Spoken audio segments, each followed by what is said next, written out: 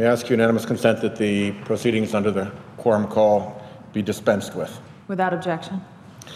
Thank you, Madam President. Today I'm here for the 101st time to urge this body to wake up to the threat of climate change. It's real, it's caused by carbon pollution, and it's dangerous. There is a legislative answer to this problem that my Republican colleagues should consider. That is a carbon fee. The unpleasant fact here in Congress, presently anyway, is that Congress is ruled by the lobbyists and the political enforcers for the fossil fuel industry. But outside this chamber, where the fossil fuel industry's power is less fierce, there is considerable conservative support for a carbon fee. Leading right-of-center economists, conservative think tanks, and former Republican officials, both legislative and executive, all say that putting a price on carbon pollution is the right way to deal with climate change. They know that climate denial cannot stand against the facts. And as the Washington Post reported last month, prominent thinkers on the right are, to quote the Washington Post, increasingly pushing for a climate policy based on conservative principles, on values like property rights, market efficiency, and personal liberty. And they recommend pricing carbon. Jerry Taylor, a former vice president at the Cato Institute, now leads his own libertarian think tank, which is making the case for a carbon fee. He recognized that, and I'll quote him, "The scientific evidence became stronger and stronger over time." He knows climate denial is not an option. He says, and I'll quote him again, "Because catastrophic climate change is a non-diversifiable risk, we should logically be willing to pay extra to avoid climate risks."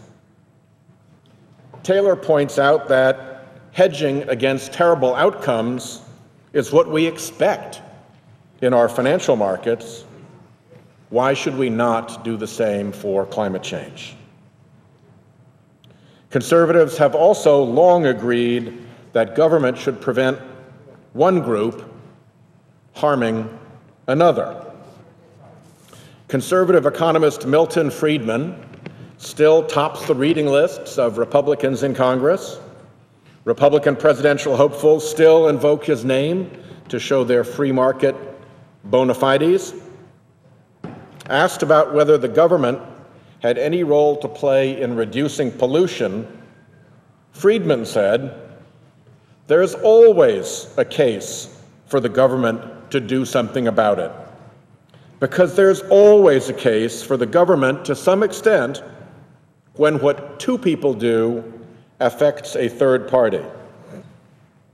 Friedman is describing what he called neighborhood effects, or what many economists call negative externalities. What's a negative externality?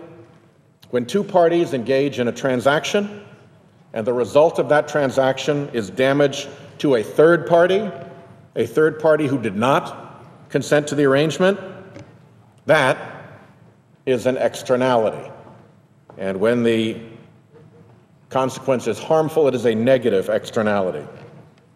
In a free society, wrote Friedman, government exists in part to diminish those negative externalities. When the costs of such negative externalities don't get factored into the price of a product, even conservative economic doctrine classifies that as a subsidy. And for the polluters who traffic in and burn fossil fuels, that subsidy is huge. In a finding it describes as shocking, the International Monetary Fund estimated the true costs of fossil fuel energy, taking into account public health problems, climate change, and other negative externalities, and they added it up to a polluter world subsidy of $5.3 trillion a year. The subsidy here, just in the United States, for the fossil fuel industry, will hit $699 billion with a B, dollars this year. No wonder the fossil fuel enforcers wield their clout in Congress so energetically. At $700 billion a year just in the United States, why would the big polluters ever want not to squeeze one more fiscal quarter, one more year of public subsidy out of the rest of us? $700 billion a year. We usually talk about big numbers here in the Senate over a 10-year period. That's the way our budget works. Over a 10-year budget period, that's $7 trillion. No wonder they're so remorseless. From their point of view, lunch is good when someone else is picking up the tab. And Senate Republicans have been far too willing to let the polluters dine for free. Outside this chamber, however, conservative economists call such an enormous public subsidy a market failure. The price of fossil fuel energy does not match its true costs. That market imbalance artificially favors polluting fuels and their producers, picking winners and losers, if you will. A carbon fee can make the markets more efficient and level the playing field for different types of energy. Anyone who really believes in a free market should favor a carbon fee. That's what makes it work. Harvard professor N. Gregory Mankiw has been an economic advisor to President George W. Bush and to presidential candidate Mitt Romney. He has pointed out that a carbon fee can help repair such a market failure, and that, to quote him, the idea of using taxes to fix problems rather than merely raise government revenue has a long history.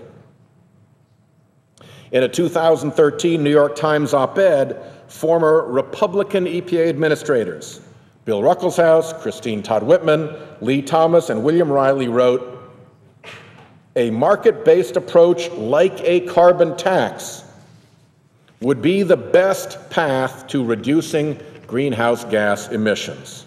End quote. A carbon fee can also generate significant revenue, and this could help achieve conservative priorities like lowering taxes.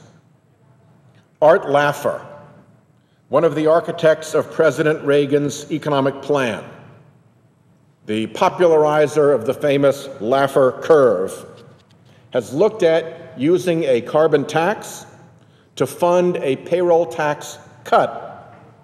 He said, quote, "I think that would be very good for the economy." Did you get that? Arthur Laffer, President Reagan's economic advisor, said that a carbon tax funding a payroll tax cut, quote, "would be very good for the economy." And as an adjunct, he continues, it would also reduce carbon emissions into the environment. It's a pretty simple idea. You can lessen the tax burden on things that you do want: employment, jobs, profits, and make up for the lost revenue by ending the subsidy of something you don't want: pollution. What's not to love unless you're a big polluter?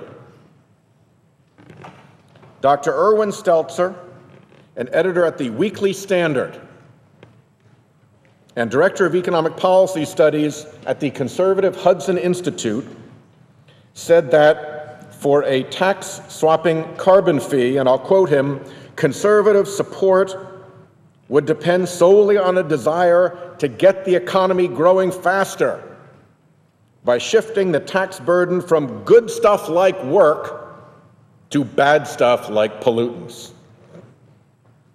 Madam President, the fundamental conservative faith in the free market points to a carbon fee. A carbon fee priced at the true social cost of carbon would allow the market, not the polluters, not the government, to sort out which energy mix is best for society. On this question, Republicans have a choice to make. Are they real conservatives who will support a free market solution, or are they the playthings of the fossil fuel industry who won't pick up this question at all?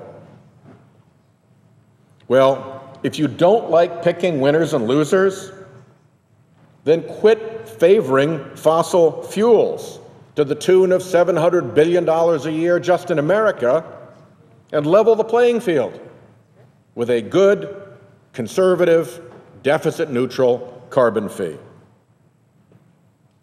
Level the playing field. That's how George Shultz sees it.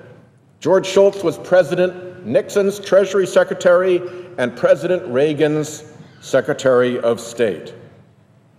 He and Nobel laureate economist Gary S. Becker made the case for a carbon fee in the Wall Street Journal.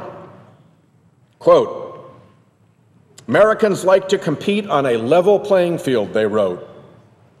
"All the players should have an equal opportunity to win based on their competitive merits, not on some artificial imbalance that gives someone or some group a special advantage." That's why Secretary Shultz supports a price on carbon. As an addition, there is also a huge economic win that will result, according to knowledgeable conservatives. Last year, George W. Bush's Treasury Secretary, Hank Paulson, said, quote, "A tax on carbon emissions will unleash a wave of innovation to develop technologies, lower the costs of clean energy, and create jobs as we and other nations develop new energy products and infrastructure," end quote.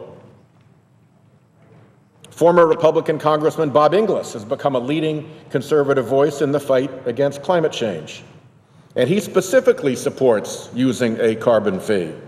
He even introduced legislation when he was in Congress to price carbon and cut payroll taxes, the Laffer combination. Last year, he told the Dallas Morning News that this would create economic opportunity. He said, and I quote him, "We are discovering in climate science that there is a risk that we can avoid from the creative innovation that comes from free enterprise. We have a danger and an opportunity. As a conservative, I say, what a great opportunity to create wealth, innovate, and sell innovation around the world," end quote. By the way, Representative Inglis's dedication to this issue recently earned him the John F. Kennedy Profile in Courage Award, and I offer him my sincere congratulations. It does indeed take courage to come out from behind the veil of skepticism and denial, to face the plain truth, and to propose real, concrete solutions. That is especially true when the fossil fuel industry wields such relentless, remorseless power over the Republican Party today. President Obama's Clean Power Plan is at last putting an end to the free lunch for the fossil fuel industry. This ought to motivate the industry to rethink its inequitable, subsidy-ridden business model. Which is more efficient anyway? Government regulation or proper market pricing? As American Enterprise Institute scholars Kevin Hassett, Stephen Hayward, and Kenneth Green put it, quote, because a carbon tax would cause carbon emissions to be reduced efficiently across the entire market, other measures that are less efficient and sometimes even perverse in their impacts could be eliminated. As regulations impose significant costs and distort markets, the potential to displace a fairly broad swath of environmental regulations with a carbon tax offers benefits beyond greenhouse gas reductions, i.e. economic benefits. Republicans in Congress have a real chance to help remake the U.S. energy market under conservative free market principles. As far back as 1992, Madam President, former chairman of President Reagan's Council of Economic Advisors, Martin Feldstein, wrote this in the Wall Street Journal. Although a general carbon fuel tax is moot for the moment, the idea will not go away. If carbon dioxide emissions are to be reduced further in the U.S., such a tax will achieve the goal with less economic waste than new bureaucratic hurdles. Why don't today's Republicans abide by this conservative principle? As Douglas Holtz-Eakin, CBO director under the prior Republican Congress and economic advisor to our friend Senator McCain's presidential bid, wrote in the National Review, quote, in the bad old days, Democrats badmouthed trading systems and price mechanisms. Republicans opposed rifle shot subsidies and mandates. Weirdly, conservatives have a need to relearn these lessons. Well, the carbon fee is right in line with Douglas Holtz-Eakin's lesson to be learned. Madam President, on June 10th, I will introduce my carbon fee proposal at an event hosted by the American Enterprise Institute. I hope that once my colleagues see the details, they will take seriously the promise of a free market solution to climate change. For any senator who wants to engage on this issue, I'm interested. I'll gladly work with any Republican colleague. What we can't do is stay in denial. For both our environment and our economy, and indeed our honor, we can't afford to keep sleepwalking. Madam President, it's time to wake up. You have used over 10 minutes. I yield the floor. Thank you.